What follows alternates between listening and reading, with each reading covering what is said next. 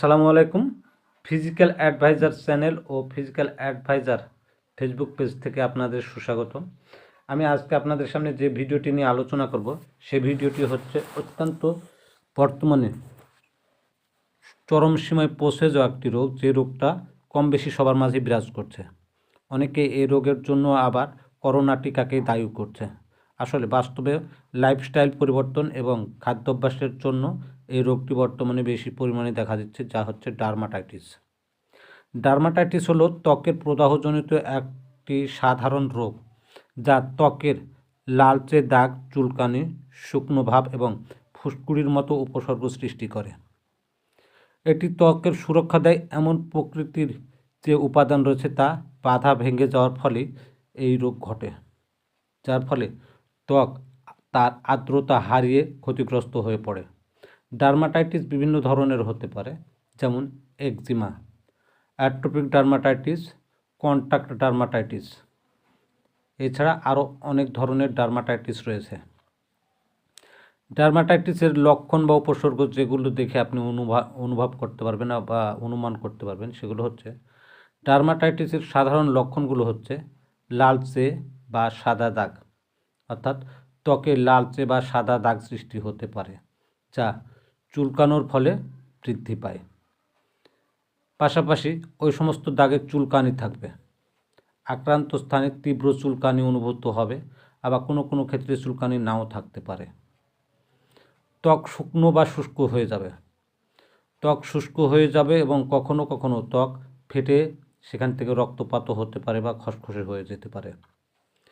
ফুসকুড়ি বা গুটি গুটি, ত্বকের ক্ষুদ্র ক্ষুদ্র ফুসকুড়ি বা গুটি গুটি দেখা দিতে পারে, যা অনেক সময় ব্যথা বা যন্ত্রণাদায়ক হতে পারে।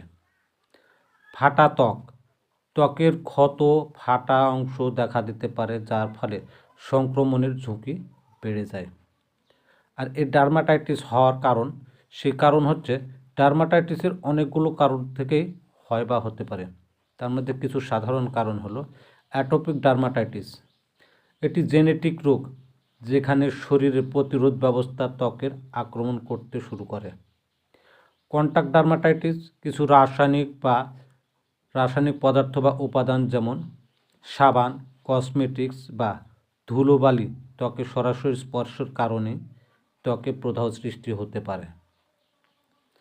যাদের শরীর অতিরিক্ত শুষ্ক বা শুকনো, অর্থাৎ পানি কম পান করা হয়, তাদের জন্য এমন হতে পারে। তাই বলা হয় অতিরিক্ত শুষ্কতাজনিত কারণে শীতকালীন সময়ে সরাসরি স্পর্শ করার কারণে ত্বকের প্রদাহ সৃষ্টি হতে পারে।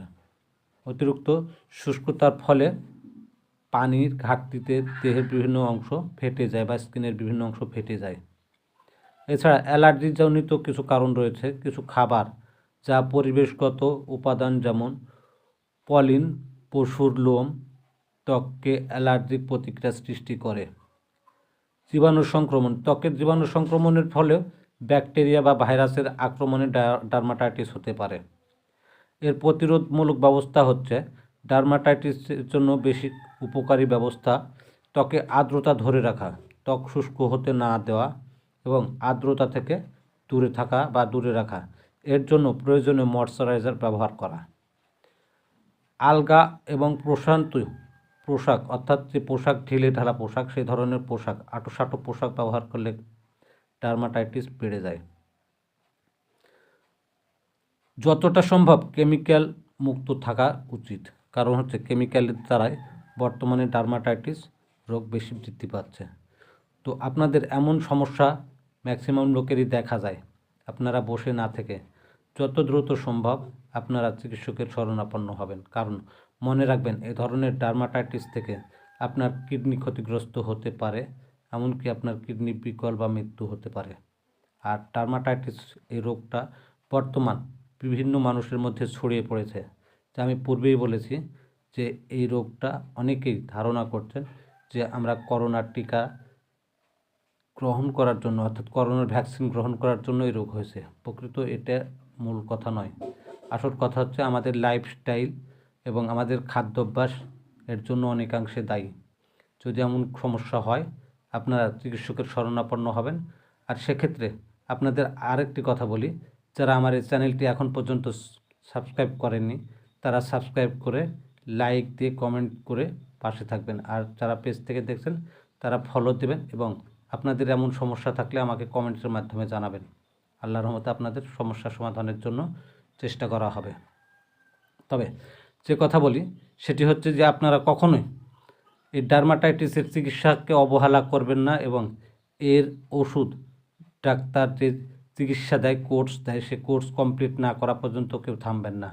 যদি আপনি কোর্স কমপ্লিট না করেন তাহলে পরবর্তীতে আপনার সেই ওষুধের রেজিস্ট্যান্স হয়ে যাবে, আর রেজিস্ট্যান্সের ফলে পরবর্তীতে অ্যান্টিবায়োটিকের মতো এটিও রেজিস্ট্যান্সের পথে। আর তার বর্তমান চিকিৎসা জগতে অনেকটা দুশ্চিন্তার কারণ হয়েছে, সেটি হচ্ছে মেডিসিন রেজিস্ট্যান্স।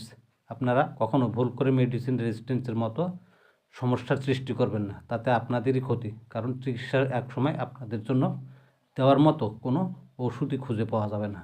আপনারা ঠিকমতো ওষুধ খাবেন, নিজের শারীরিক সুস্থতা নিশ্চিত করার জন্য পরিষ্কার পরিচ্ছন্ন থাকবেন। আজকের মতো আল্লাহ হাফেজ। পরবর্তী কোনো ভিডিওতে দেখা হবে। ততক্ষণ সবাই সুস্থ থাকুন, ভালো থাকুন। আল্লাহ হাফেজ।